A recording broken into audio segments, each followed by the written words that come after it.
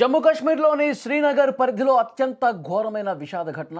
శాంతి భద్రతల రక్షణకే కేంద్రంగా ఉండే పోలీస్ స్టేషన్లోనే దుర్ఘటన జరగటం కలకలం రేపుతోంది. ఉగ్రవాదుల నుంచి స్వాధీనం చేసుకున్న భారీ పేలుడు పదార్థాలు పోలీస్ స్టేషన్లోనే ఒక్కసారిగా పేలిపోయాయి. ఈ అనూహ్య ఘటనలో 7 కీలక అధికారులు, సిబ్బంది ప్రాణాలు కోల్పోయారు. 27 మంది తీవ్రంగా గాయపడటం జరిగింది. శ్రీనగర్లోని నౌగాం పోలీస్ స్టేషన్లో రాత్రి 11:22 సమయంలో ఈ ఘటన జరిగింది. పేలుడు ధాటికి దాదాపు 300 మీటర్ల దూరంలో శరీర భాగాలు పడ్డాయని స్థానికులు చెప్తా ఉన్నారు.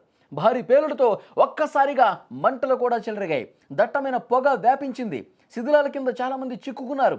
రెస్క్యూ సిబ్బంది సహాయక చర్యలు చేపట్టారు.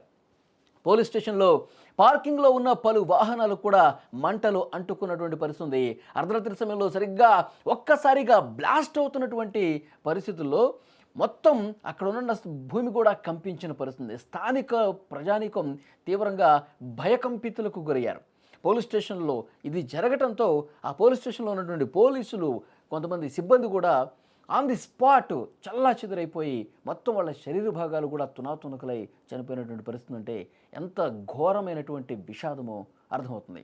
హర్యానా, జమ్మూ కాశ్మీర్ పోలీసులు ఇటీవల సంయుక్తంగా ఒక ఆపరేషన్ చేశారు. అందులో భాగంగా ఫరీదాబాద్లోని ఓ ఇంట్లో సోదాలు నిర్వహించినప్పుడు అక్కడ 360 కిలోల పేలుడు పదార్థాలతో పాటు పలు ఆయుధాలు కూడా స్వాధీనం చేసుకుని నౌగం పోలీస్ స్టేషన్లకే తీసుకొచ్చారు.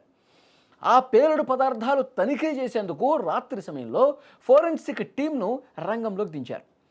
ఈ టీం సాయంతో ఆ పదార్థాలు పరిశీలిస్తుండగా ఊహించని విధంగా ఒక్కసారిగా బ్లాస్ట్ అయిపోయినటువంటి పరిస్థితి ఉంది.